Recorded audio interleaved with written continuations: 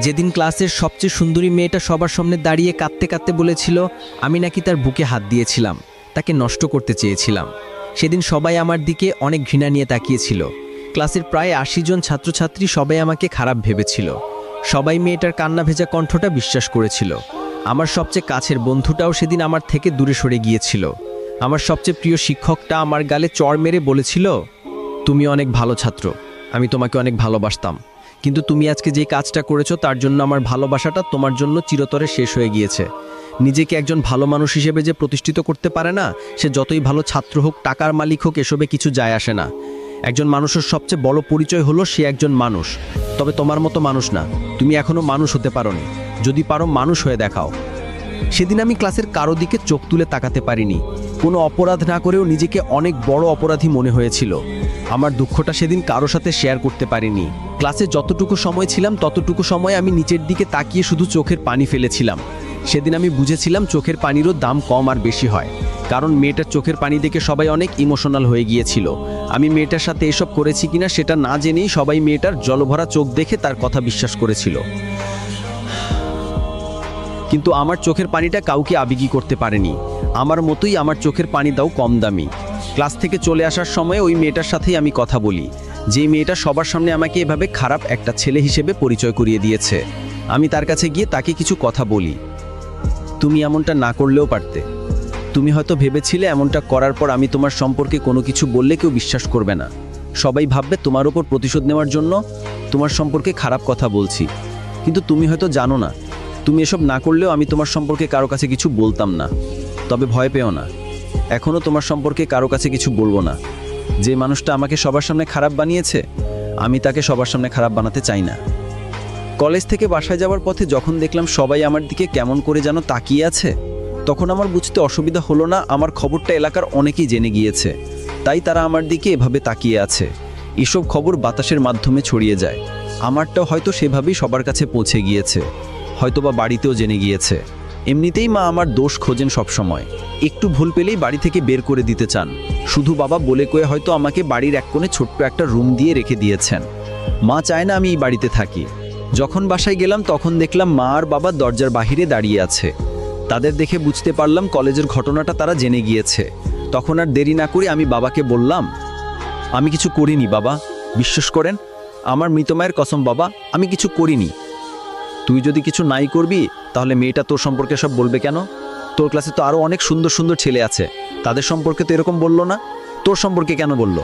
তুই এসব করেছিস বলেই সে সবার সামনে এসব বলেছে। একটা মেয়ে কখনো নিজের মান সম্মান নিয়ে এরকম মিথ্যা বলবে না। মিথ্যা তো তুই বলছিস এখন আমাদের সাথে। আমার সৎমা যখন কথাগুলো বলল তখন আমি চুপ করে দাঁড়িয়েছিলাম। কি বলবো কিছু বুঝতে পারছিলাম না। তবে এটা বুঝতে পেরেছিলাম, যাই বলি না কেন আমার কথা কেউ এখন বিশ্বাস করবে না। হঠাৎ করেই মা বাবাকে যে কথাগুলো বলল সেই কথাগুলো শোনার জন্য আমি মোটেও প্রস্তুত ছিলাম না। তুমি তোমার ছেলেকে বাড়িতে রাখলে আমি থাকবো না, এই বাড়িতে থাকবো না। আমি কোনো ধর্ষককে এই বাড়িতে রাখতে চাই না। আমার একটা মেয়ে আছে, আমি আছি, আমরা তো আর আপন কেউ না। আমি তো আর আপন মা না, হাবিবাও তো আর ওর আপন বোন না। সুযোগ পেলে কি না কি করে বসবে কে জানে। তুমি ওকে বাড়ি থেকে বের করে দাও। মা যখন বাবাকে কথাগুলো বলল তখন আমার চোখ দিয়ে অনবরত পানি পড়ছে। আমি ভাবতাম সৎমা হলেও একদিন আমাকে ঠিকই নিজের মায়ের মতো আদর করবে। আমি সবসময় আমার সৎ মায়ের মন জয় করার চেষ্টা করেছি, কিন্তু আমি ব্যর্থ হয়েছি। তবে কোনোদিন ভাবিনি আমার সম্পর্কে এতটা খারাপ ধারণা জন্ম নিবে তার মনে। নিজেকে পৃথিবীর সবচেয়ে অপবিত্র মানুষ মনে হচ্ছে। লজ্জায় অপমানে সেদিন আমি তাদের সামনে দাঁড়িয়ে থাকতে পারিনি। এই বাড়ি ছাড়া কোথায় যাব আমি সেটা না জানা সত্ত্বেও আমি সেখান থেকে কাঁদতে কাঁদতে চলে আসি। আমার বাবা একটিবারের জন্য আমাকে থাকতে বলেনি। সেদিন আমি খুব করে বুঝেছিলাম আমাদের বাবা ছেলের সম্পর্কটা হয়তো শেষ হতে চলেছে। এটাও বুঝতে পেরেছিলাম এই বাড়িতে হয়তো আর কোনোদিন জায়গা হবে না আমার। আমাকে চলে যেতে হবে অজানা অচেনা কোনো এক নতুন ঠিকানায়। আমার কাছের মানুষগুলো আমাকে বুঝতে পারেনি, ভুল বুঝে দূরে ঠেলে দিয়েছে। এখন একজন মানুষই আছে যেই মানুষটা আমার শেষ ভরসা, যে মানুষটাকে আমি অনেক বিশ্বাস করি, অনেক ভালোবাসি। সেই মানুষটাও আমাকে অনেক বিশ্বাস করে, অনেক ভালোবাসে। তবে কেন জানি ভয় হচ্ছে, আর সবার মতোই কি সেও আমাকে খারাপ ভাববে, আমাকে বিশ্বাস করবে না? অনেক প্রশ্নের উত্তরই থেকে যাচ্ছে। তার সাথে দেখা না হওয়া পর্যন্ত এইসব প্রশ্নের উত্তর আমি পাবো জানি, তবু কেন জানি প্রশ্নগুলো নিয়ে ভাবতে ইচ্ছে করছে। সেদিন রাতটা আমি সিয়াম নামের এক বন্ধুর বাসায় তার সাথেই থাকি। ও হয়তো বিশ্বাস করেছিল আমি এসব করিনি। আমি এতটা খারাপ মানুষ না যে একটা সুন্দরী মেয়ের দুর্বলতার সুযোগ নিয়ে তার বুকে হাত দিব, কিংবা কে জানে হয়তোবা বিশ্বাসও করেছিল, ভদ্রতার খাতিরে বলতে পারেনি। কারণ কিছু কিছু কথা থাকে যেগুলো অনেক সময় মানসম্মান বা ভদ্রতার খাতিরে বলা যায় না। বিপরীত পাশের মানুষটার অবস্থাটার কথা চিন্তা করে অনেক মানুষই বলতে পারে না। আবার কিছু মানুষ থাকে যারা বিপরীত পাশের মানুষটার কথা চিন্তা করে না, একবারও ভাবে না কথাগুলো বললে তার অবস্থাটা কি হবে। সেদিন সিয়ামের ওখান থেকেই আমি আদিবার সাথে ফোনে কথা বলি। তাকে বিকাল 3টার সময় আমার সাথে দেখা করতে বলি।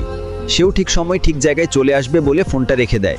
আমিও ঘুমানোর বৃথা চেষ্টা করে বিছানায় গা এলিয়ে দেই। তবে সেদিন রাতটা আমার নির্ঘুম কাটে। সেদিন ছিল শুক্রবার। সিয়ামের সাথে জুমার নামাজটা পড়ে ওর বাসায় দুপুরে খেয়ে আমি তোর প্রতি অনেক কৃতজ্ঞ। একটা রাত আমাকে থাকতে দিয়ে অনেক উপকার করলি। এই কথাগুলো বলে আমি সিয়ামের ওখান থেকে আদিবার সাথে দেখা করার জন্য চলে যাই। আদিবার সাথে দেখা করতে গিয়ে যা দেখলাম সেটা নিজের চোখকে বিশ্বাস করাতে পারলাম না। কারণ আদিবা আজ একা আসেনি, তার সাথে সে একটা মেয়েকে নিয়ে এসেছে। তার সাথে যে মেয়েটা এখন দাঁড়িয়ে আছে সেই মেয়েটাই ক্লাসের সবার সামনে আমাকে অপমান করেছিল, খারাপ বানিয়েছিল। আমি বুঝতে পারলাম না আদিবার সাথে মেয়েটার কি সম্পর্ক। আদিবার কোনো কাজিন নাকি বান্ধবী?